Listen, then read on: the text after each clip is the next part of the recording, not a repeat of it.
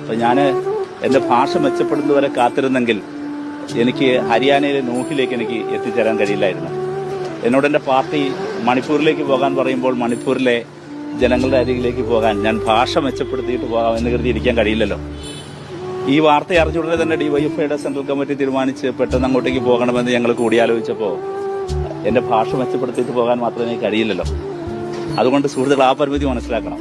ഞാൻ ചെന്നപ്പോൾ ഭാഷ അറിഞ്ഞുടെങ്കിലും അവരുടെ വിഷമത്തിൻ്റെയും സങ്കടത്തിൻ്റെയും ഭാഷ മനസ്സിലാക്കാൻ എനിക്ക് പ്രയാസം ഉണ്ടായിരുന്നില്ല. എൻ്റെ ഭാഷ മനസ്സിലാക്കാൻ അവർക്കും പ്രയാസം ഉണ്ടായിരുന്നില്ല. ഇംഗ്ലീഷൊന്നും അറിയാത്ത മനുഷ്യരാണ് അവർ. കന്നഡയിലോ ഇല്ലെങ്കിൽ വളരെ അവരുടെ റീജിയണൽ ലാംഗ്വേജ് പ്രാദേശിക ഭാഷകളിലൊക്കെ സംസാരിക്കുന്ന എല്ലാ മനുഷ്യരുടെ മുമ്പിൽ അവർ ചിലരിനോട് പറഞ്ഞു, ആദ്യമായിട്ടാണ് അവർ ഒരു MP അടുത്ത് കാണുന്നത്. അപ്പോൾ ഇന്ത്യയിൽ ജീവിക്കുന്ന ഒരുപടി മനുഷ്യർ, ചേരികളിൽ കിടക്കുന്നവർ, ഖവാലികൾ, പാട്ടുപാടി ജീവിക്കുന്നവർ. ചിലരോട് ഞാൻ ചോദിച്ചു, എന്താ നിങ്ങളുടെ ജോലി എന്ന് ചോദിച്ചപ്പോൾ ചില അമ്മമാർ പറഞ്ഞു, ഭിക്ഷ എടുക്കലാണ് ജോലി എന്ന് പറഞ്ഞു. അപ്പോൾ അങ്ങനെ ഭിക്ഷ എടുത്തൊക്കെ അവർ ഉണ്ടാക്കിയെടുത്ത എത്ര നാളുകൊണ്ടായിരിക്കും ഭിക്ഷ എടുത്ത ഒരാൾ അതുപോലൊരു ചെറിയ വീട് പണിയുക.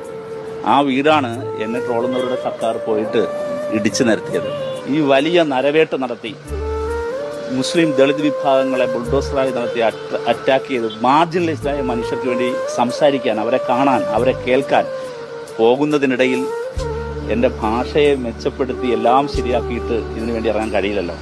പക്ഷേ എന്തായാലും വന്ന കടുത്ത ട്രോളുകളെ പൂർണ്ണമായും ഞാനതിന് ഒരുവിധമില്ല, തീർച്ചയായും ഈ കല്ലേറുകൾ എൻ്റെ ഭാഷയെ മെച്ചപ്പെടുത്താൻ എന്നെ കൂടുതൽ വ്യക്തിപരമായി പ്രാപ്തനാക്കും.